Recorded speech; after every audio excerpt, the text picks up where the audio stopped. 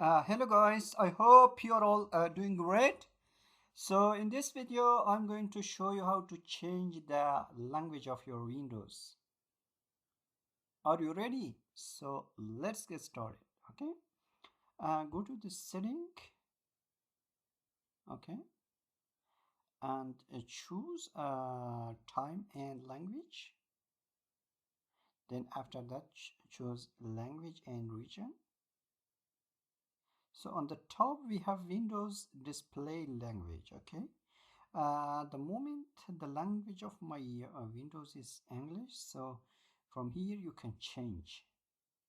I'm going to change into German, and now we have to, in order to change the display of Windows, we have to sign out or restart your laptop or PC. It will be changed. So yeah, that's it. I hope you will like it. If you have any question, just drop them in the comment section.